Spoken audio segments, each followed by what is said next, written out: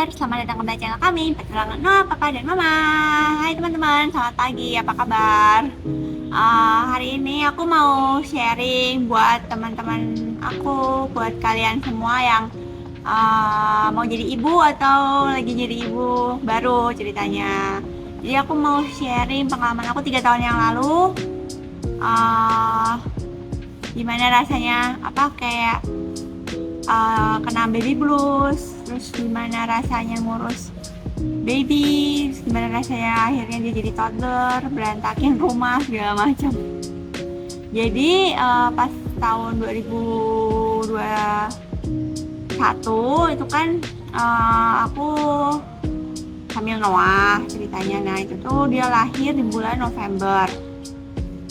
Nah pas aku nggak tahu sih komplikasi atau gimana, pas sudah masuk trimester ketiga itu tuh bener-bener sakit semua badan aku.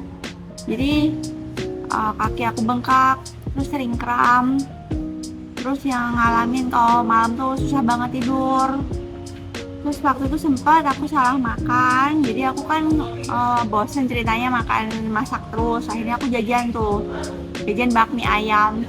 Malamnya aku malah kena diare. Nah diarenya itu parah banget sampai akhirnya aku kena kontraksi. Nah untungnya pas itu aku langsung ke IGD tuh, yang diantar sama ke IGD. Nggak apa-apa, belum ada pembukaan. Terus dokternya bilang nggak apa-apa, ini masih aman, cuma mungkin karena faktor dari diarenya itu makanya kontraksi si perutnya gitu. Cuman untungnya itu nggak apa-apa. Nah setelah itu aku bener-bener nggak mau jajan lagi, bener-bener takut banget sama yang namanya jajan, karena takutnya diare nggak cocok kan, malah repot nanti. Jadi buat teman-teman yang lagi hamil, kalau bisa sih jajannya lihat-lihat ya, takutnya kan kita nggak tahu ya kalau orang lain yang masak bersih apa nggak bersih gitu. Apalagi aku waktu itu jajan di pinggir jalan yang udah kena.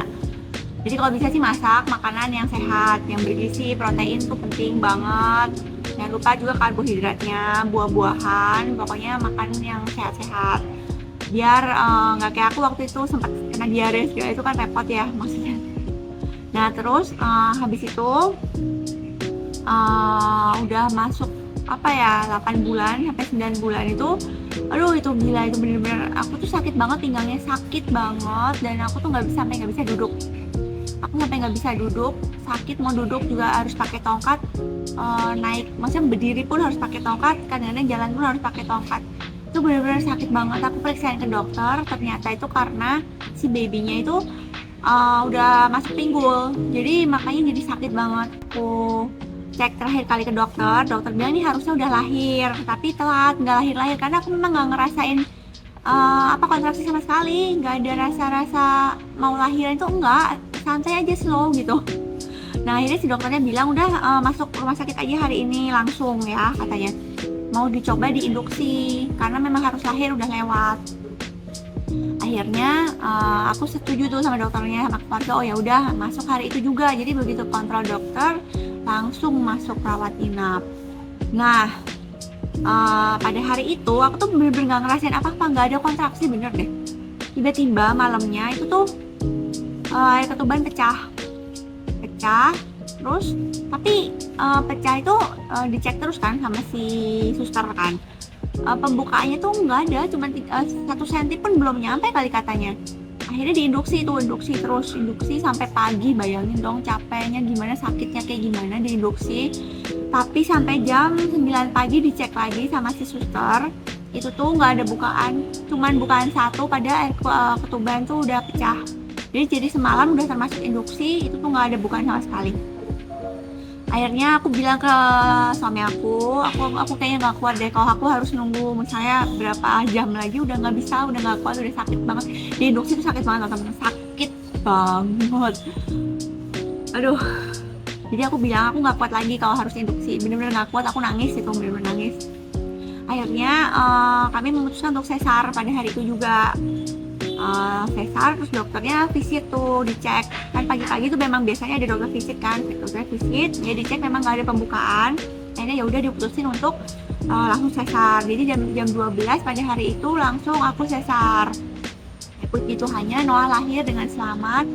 Waktu itu berat badannya itu 3,6 kilo dan panjang lahirnya itu 51 cm. Dan kata dokter ini gede banget, ini mungkin gede banget dokternya bilang bayinya cukup gede gitu, jadi mungkin susah. Dan kata dokter juga ternyata si Noah itu kelilit tali pusar, jadi dia mau turun nggak bisa karena bener-bener kelilit tali pusar gitu. Nah dokternya bilang sama aku, minta maaf, oh iya kemarin waktu di USG itu nggak kelihatan lilitannya apa gimana, aku nggak tahu deh, pokoknya dokternya bilang kayak gitu. Akhirnya ya karena udah operasi sesar, untungnya langsung sesar, jadi kalau nunggu-nunggu aku nggak tahu apa yang akan terjadi.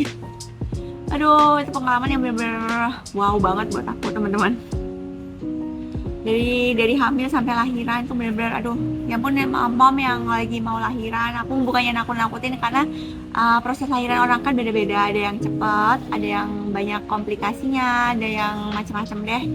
Ya pokoknya kalian berdoa aja. Terus kalaupun ada hal-hal yang kayak aku tuh ternyata nggak bisa bukaan dan lain-lain tuh nggak usah ngotot. Kalau memang harus sesar aja, nggak usah ada kata orang lahiran normal harus ini, karena kita udah mengusahakan tapi ternyata nggak bisa. Itu kan hal yang apa ya namanya, di luar batas kemampuan manusia kan. Tuh yang penting mom kalian tuh sehat, kalian nanti kuat karena kalian harus ngurusin bayi kalian dan anak kalian selamat sehat, lahir dengan sehat, itu penting banget itu. Nah para mom kalian nggak boleh kaget deh, aku kasih tahu jangan kaget, karena memang pada saat lahir bayi kalian itu tuh benar-benar dia belum bisa membedakan siang dan malam, dan jam tidurnya tuh masih ngaco banget, bahkan kadang-kadang nggak akan tidur malam karena anaknya bangunnya pas malam-malam gitu. Terus buat yang bayinya itu kuning, kalian harus sering-sering mengasih si anak kalian biar pipisnya banyak, biar kuningnya itu cepat turun.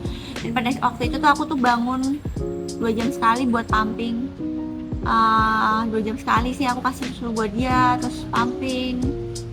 Terus lama-lama dianya udah enak, aku direct breastfeeding, tapi aku tetap pumping juga. Meskipun breastfeeding tetap aku pumping biar makin banyak asinya. Nah itu pada saat itu aku benar-benar capek banget, aku sampai nggak bisa ngurus diri aku sendiri. Aku benar-benar udah kayak gembel kali. Aku nggak bisa potong rambut aku udah panjang, udah acak-acakan banget. Aku merasa bukan diri aku sendiri, bahkan aku merasa badan aku ini bukan punya aku gitu loh, karena aku nggak bisa ngurus badan aku sama sekali, dan aku nggak ngerasain badan aku sama sekali. Aku kurang tidur, kadang-kadang makan juga bingung, nggak jelas, karena udah capek makan apa adanya, yang penting masuk, nggak ngerasain aja, udah yang penting makan masuk aja. Karena tenaga kalian tuh udah habis banget, terkuras untuk baby kalian. Apalagi kalau aku tuh nggak pakai bantuan sama sekali, nggak pakai nanny ataupun babysitter. Jadi aku full tanganin bayi aku sendiri. Itu rasanya capek banget, dan aku ngerasain aku tuh tiap hari tuh bisa nangis, nggak tahu kenapa tiba-tiba nangis. Terus waktu itu aku tuh belum ada rumah sendiri karena memang rumahnya tuh baru dibangun, jadi aku masih tinggal sama orang tua aku. Dan aku tiap hari nangis, bisa kadang-kadang nggak jelas kenapa ribut sama mama, ribut sama papa, padahal tuh hal sepele yang harusnya tuh nggak usah ribut gitu. Tapi tuh aku tuh ngerasa sensitif banget. Aku bisa tiba-tiba marah-marah, nangis-nangis sendiri. Aku tiba-tiba bisa kayak apa ya, duduk diem aja, udah diem, tiba-tiba nangis aja gitu, aneh gitu. Aku tuh ngerasa apa ya namanya, kayak nggak memang aku nggak bisa kemana-mana, aku ngurus anak aku mau kemana juga nggak bisa, pasti ribet banget. Aku ngerasa itu ribet banget karena aku nggak dibantu sama asisten ataupun babysitter kan. Dan buat teman-teman yang new mom, yang lahiran terus ngerawat bayinya sendiri, itu tuh kalian berjuanglah, menikmati hari-hari itu, karena itu akan berlalu dengan sangat cepat sekali. Meskipun pasti berat, aku percaya kamu pasti bisa. Buat suami-suaminya, mohon banget buat mamnya untuk disupport, untuk didukung, minimal untuk dibantu. Misalnya kalian pulang kerja gitu, beliin aja makanan, cemilan atau apa, itu bikin istri kalian bakalan seneng banget. Dan aku tuh senangnya dulu si papi tuh bantuin aku tiap malam, jadi tiap pulang kerja dia bawain aku makanan. Aku tuh seneng banget loh gitu, dibawain cemilan, makanan ala kadarnya gitu, aku udah seneng loh. Terus dia bantuin tidurin si Noah, jadi kalau malam-malam udah dikasih susu dia tetap nggak bisa tidur, si papa yang bantuin tidurin Noah. Dan aku tuh rasanya itu terbantu banget. Teman-teman, aku mau cerita tentang baby blues lagi nih. pernah pada saat itu tuh aku ngerasa aku jahat banget, aku tuh depresi banget kan, karena aku tuh mau apa-apa aku nggak bisa pergi kemana-mana, aku bener-bener di rumah nggak bisa kemana-mana, karena salah satu kepercayaan dari keluarga aku secara turun-temurun bahwa anak itu tidak boleh diajak keluar rumah sama sekali sampai usia 2 tahun, sama sekali nggak boleh diajak keluar rumah, kecuali untuk ke dokter imunisasi cukup habis pulang. Bayangin aku di rumah terus, aku nggak kemana-mana, aku jagain anak aja, aku nggak ada hiburan sama sekali. Aku rasanya capek banget, dan pada saat itu waktu itu usia si Noah 4 bulan. Aku ngerasa aku tuh sendiri, aku ngerasa sendiri, aku bosen banget di rumah, nggak bisa. Aku kan dulu kerja tuh, aku tuh ada karir dulu di Jakarta, aku kerja, menikah, punya anak, aku nggak kerja lagi, dan itu rasanya itu beda banget teman-teman. Yang dulu kalian bisa kerja dari pagi sampai malam, ngurusin diri kalian, bisa skincarean, bisa ke salon, bisa jajan, makan ke restoran, kalau apapun kalian bisa, ini tuh nggak bisa. Rasanya depresi banget, dan anak kalian tuh nangis lah, perlu ini perlu itu, dan kalian tuh bingung nyumamkan, soalnya harus ini harus itu tuh sendiri. Aku sampai pernah waktu itu pengen si Noah, kan di kolam apa namanya, di rumah mama aku tuh ada kolam ikan gitu, aku sampai pernah pengen si Noah tuh dimasukin ke kolam gitu loh. Aku tuh kayak, ih apa sih nih, kok aku sampai mikirin kayak gitu. Habis itu aku tuh bener-bener nangis banget, ya ampun aku sampai kayak gini banget gitu. Terus aku cerita ke papa, aku sampai kayak gini banget, aku tuh harus gimana gitu. Akhirnya dia support aku, udah kamu tenang aja, karena semua ini akan berlalu, aku pasti dukung kamu, kayak gitu-gitu. Dan mama aku bantuin aku, bener-bener bantuin aku dari si Noah bayi sampai usia 3 bulan tuh aku ditemenin sama si mama terus. Cuman pada saat itu aku bener-bener ngerasa aku, ya ampun aku tuh jahat banget, sampai kayak gitunya banget. Cuman akhirnya aku berdoa, aku minta tolong Tuhan, tolong kuatin aku agar aku bisa melalui ini semua. Akhirnya seiring berjalannya waktu, si Noah akhirnya tumbuh gitu. Itu lihat, itu udah seneng banget, apalagi dia udah mulai bisa makan, udah bisa udah bisa makan tuh, kalian udah kayak yang nggak terlalu mikirin ASI banget sih. Kalau pada saat itu aku gitu ya, nggak, udah bisa mulai belajar makan, aku memang tetap pumping memang ini, cuman udah nggak terlalu stres banget harus ASInya harus bergizi, makanan bergizi, yang enggak, karena kita kan udah kasih dia makan. Nah untuk kalian yang anak-anaknya udah mulai belajar makan atau udah mulai empati, kalian juga harus sabar banget teman-teman, sabar banget. Itu tuh bener-bener susah ya teman-teman, nggak gampang loh ngasih makan anak, itu nggak gampang. Bayangin effortnya ibu-ibu kasih makan, udah masak, belanja, masak segala macem, anaknya nggak mau makan. Itu tuh bener-bener rasanya tuh di hati tuh sakit banget, pusing, stres juga, kadang-kadang ada yang sampai marah-marah, karena memang seperti itu gitu. Dan aku tuh ngalamin, aku tuh udah ke pasar, bikinin Noah macem-macem, masak sampai capek, dan ternyata tuh dia nggak mau makan. Itu tuh aduh, tapi meskipun dia nggak mau makan, kita tetap berusaha. Dan aku tips buat dari aku nih, kalau misalnya anak kalian nggak mau makan, coba deh papahnya yang kasih makan, pasti manjur. Karena aku dulu gitu, waktu aku ngasih makan dan dia nggak mau, aku sampai aku udah sebel, aku tenang, aku minta tolong Samuel, tolong dong bantuin kasih makan, aku udah nggak bisa, aku capek. Dan pada saat dikasih makan mau, aku nggak tahu kenapa si Noah kalau makan itu maunya sama papinya. Kalau sama maminya itu dramanya banyak banget sampai sekarang. Kalau pas dia lagi gak mau makan, aku minta tolong Samuel aja, udah kasih makan, soalnya pasti manjur. Aku mau cerita juga pada saat si Noah udah lancar jalan segala macam. Nah itu tuh ternyata aku baru lihat perkembangan anak itu ternyata unik banget teman-teman, unik banget. Jadi anak kalian tuh kan belum ngerti dibilangin, jadi Noah jangan, nanti bisa sakit, Noah jangan emut-emut barang ini, nanti kotor, dan itu tetap dilakuin. Jadi kalian harus ekstra sabar, kasih tahu. Kayak si Noah tuh dia kan sensitif, udah alerginya banyak, perutnya sensitif.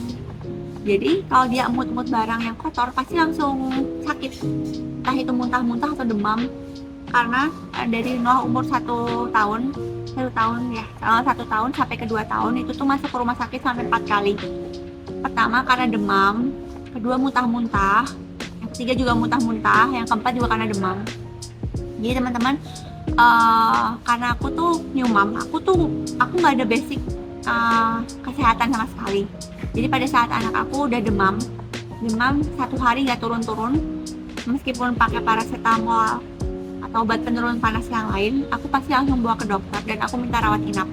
Aku 4 kali itu langsung kayak gitu, dokter rawat inap aja. Yang penting anak aku sehat selamat.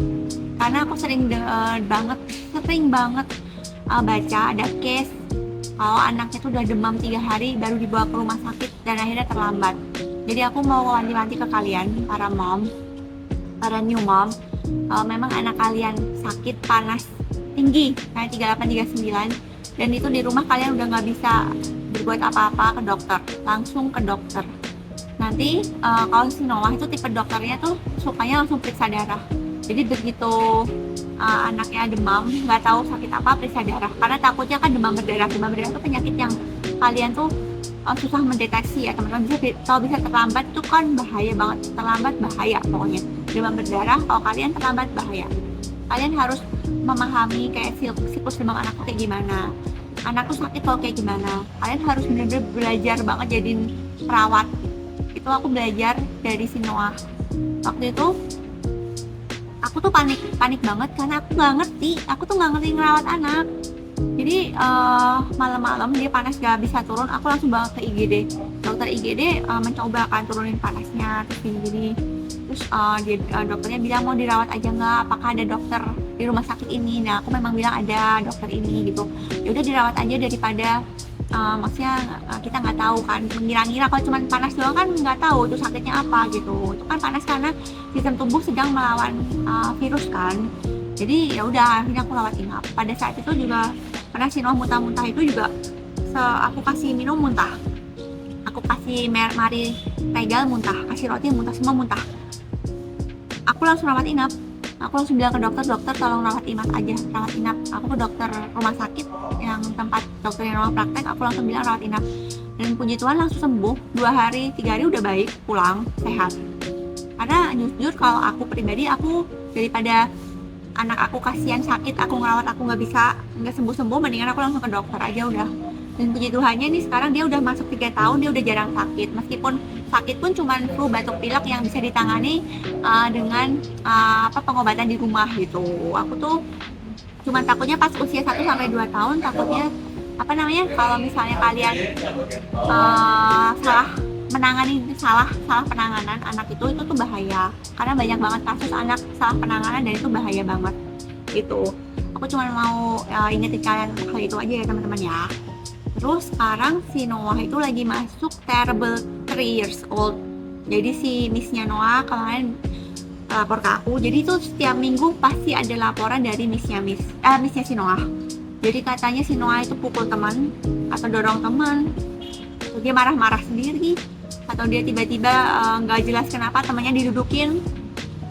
Jadi Missnya tuh karena Missnya tuh paham banget perkembangan anak, jadi dia bilang ke aku ini normal, emang ada anak yang akan mengalami masa seperti itu dimana dia tuh marah-marah terus, nggak tahu maunya apa, tiba-tiba marah-marah, keinginannya apa tidak diturutin, marahnya bukan yang cuman teriak-teriak apa, tapi dia pukul-pukul, tendang-tendang, barang-barang yang dia lihat tuh bisa dibanting, diambil, dilempar, pokoknya kacau. Bahkan di rumah pun sekarang tuh rumah sama sekali nggak bisa rapi ya teman-teman ya, karena si Noah itu kalau udah bete, udah bosan tuh semua barang dikeluarin, dituang, sampai aku tuh kadang-kadang capek banget buat cuman bersihin mainannya dia.